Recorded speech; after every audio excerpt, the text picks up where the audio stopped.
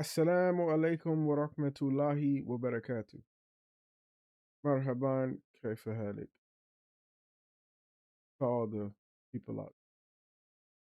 I just wanted to briefly discuss something that's been pressing the brain lately. And inshallah ta'ala, you can drop your comments, questions, concerns below. Um, I've been paying attention to the way that we are seeking knowledge and going after being students. First and foremost, for those of us who are coming from the West, who live in the West, whatever the case may be, anything attached to the West, whether it be UK, America, wherever, one must understand that if you do not have the dedication and discipline to seek knowledge, no matter how much you talk about it, no matter how much you think about it, no matter how much you put an emphasis on seeking knowledge to other people, if you do not have the discipline, if you do not have the zeal, if you do not have the determination to sacrifice time, money, uh, traveling, uh, even I know it might sound crazy, but even sometimes sacrificing a meal or two, not out of sake of poverty, but out of the fact that you just have to seek more ilm. Um, the Sahaba were reported to be so filled with zeal and determination to gain more knowledge of the religion and gain more insight from the Prophet sallallahu alaihi wasallam that they wouldn't even eat at times. They would have to be reminded to eat. They would have to be reminded to sleep because their need for ilm was so strong. They wanted the knowledge of Qur'an, the knowledge of Allah that He bestowed upon the Prophet sallallahu alaihi wasallam. They were excited about it daily. They still maintain their responsibilities. Don't get me wrong. Seeking knowledge doesn't mean you just put off all of your responsibilities and priorities. However, seeking knowledge, we know Allah subhanahu wa ta'ala said He will create a path that's easy to paradise for those who seek knowledge. Easy. So He'll make your path easy if you seek knowledge. But a lot of the times we lack the determination, the discipline, the dedication. And one more thing that we lack oftentimes is what? Sincerity. The niyah, the intention isn't there. The intent is to look like the smartest person in the group. The intention is to be the imam of YouTube University, pardon so. The intent is to look like the sheikh of TikTok. And then what you'll find is we have a lot of people self-servicing themselves, teaching, speaking, um, instead of just going to naturally seek the knowledge that they desire. And there's a lot of routes you can take. Prime example, you can set yourself up for, maybe some type of smaller marquee or something like that where you could learn Arabiya, learn Quran, Hadith, a sphere. Like you can, it's a lot of ways you can like that you can do this. However, you have to decide what's the best option for you. Because what you'll realize is people are just going to whomever, wherever, to seek knowledge, and they're not getting what they want. So now they're moving on to the next thing. I know from experience, it's happened to me before. Um, and you just have to put in that groundwork. First of all, figure out what it is that you're trying to get out of this. Set your intention straight. Make istikhara. Make dua consistently. Figure out what it is that you want to do, what route you want to take, and find somewhere or someone that's going to be able to provide you with the knowledge that you're seeking. Sometimes you might have to go out of your comfort zone, whether it's to another place, whether it's dealing with people that you may not be too fond of, or whatever the case may be. Sometimes that's going to happen. And then you'll come across what you're desiring in your search. However, you can't get sidetracked. You can't get caught up in the arrogance.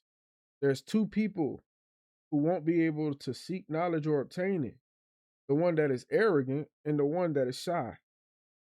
So if you're either one of those things, you don't like to talk to people, or sometimes you talk too much because you feel like you know too much, or you speak to people in a tone or manner where they might not even want to bestow their knowledge upon you. So we have to be clear on these things when we're seeking knowledge and find somebody to study under. These things are important. You have to first find somewhere or somebody that's qualified to teach you. Um, People just nowadays can read a couple texts, go to YouTube University, go to Shake Chat GBT, and now they've become the neighborhood imam. They become the social club sheikh. However, when you ask them where did they get their training from, they have a hard time telling you. So find reputable people to study under. Find proper sheikhs and imams. Find proper institutions to go study at. Um, even and if it's hard for you to travel because of your situation or whatever, I understand. Things happen. However, in the times of the great imams, the Sahaba, the Tabi'un, like they traveled for knowledge. We have people that will travel for frivolous holiday before they travel to seek knowledge. So we can't be like the likes of those people. If you're trying to really seek knowledge, you have to expand yourself. You have to go outside of that comfort zone and, you know, take that leap of faith, so to speak, as people say, and go find what you're looking for. Search things out beforehand. If you follow a particular madhab or aqīdah, find somebody who's in line with that so you don't have to deal with those things. And sometimes you might have to bite the bullet just to get the that you need. Because just because somebody doesn't follow a particular aqīdah that you may follow doesn't mean that you can't get knowledge from them. So you got to put all of the nuances to the side sometimes and just take that leap of faith. Go seek it. Make dua, make istikhara, and just put it in Allah's hands and do the work as well. Do the work. Some people might tell you, hey man, go overseas, go this place, go that place. Even if you're not used to that, just seek it out. Try to get some more information, get some more insight. Use the Google for those purposes. Use the YouTube for those purposes. Ask around. If you're in a Muslim community in your local capacity, ask around the Muslim community. Hey, you might have some friends from Medina. You might have some friends from Yemen, Egypt, Malaysia, Indonesia, wherever there's prominent study at. Ask the people around you. Use your resources wisely. You have 1,000,001 Muslims in your local capacity, probably that you're not even, utilizing. Not use them, but utilize them. And seek out what you want, man. And of course, like I said, make sure your niyah is intact when you're looking to do these things. Don't do it because it looks good, for the Niqabi sister. Don't do it because you want to sound like the most intelligent in the group. That's gonna get you caught up in a lot of kufr. If you self-teach, listen to the wrong people, these things can get you far off the course. So if you see yourself going down that path, stop. Stop. Just cut it out. Just don't even do it to yourself. Just stop, regroup, realign yourself, make proper dua, make istikhara, and do the things necessary. And if I could leave you with one thing that I would do in a path of seeking knowledge of Islam, learn Arabiya. That's the first thing you should be doing. Once you've already figured out the principles of the 5 pillars and things of that nature, 6 articles of Īmān, all that stuff, go learn Arabiya. If you don't know it already, go learn it. One cannot call themselves a student of knowledge without learning the Arabic language. The scholars agree.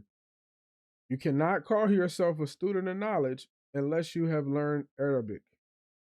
Go learn Arabic. I'm going to repeat it one more time. Go learn the Arabiya.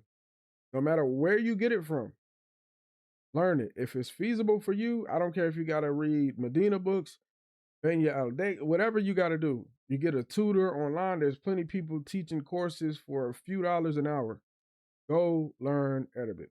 And if I had to make a recommendation, of course, I'm a little biased, but if I had to make a recommendation, I would say find you somebody in Egypt. To me, they're the best Arabic teachers. In my personal opinion, it's no shade on no other country or nation. They just, to me, have the easiest system of teaching the Arabic.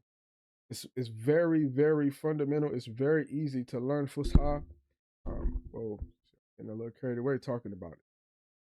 It's very, very easy to learn the Fusha language by studying under Egyptian people. Especially if they're Al Azhar graduate, some of the best teachers you're gonna find, and they're all over the net right now. If you need recommendations, get with me. I got some great people at Al Azhar right now, Al Azhar graduates.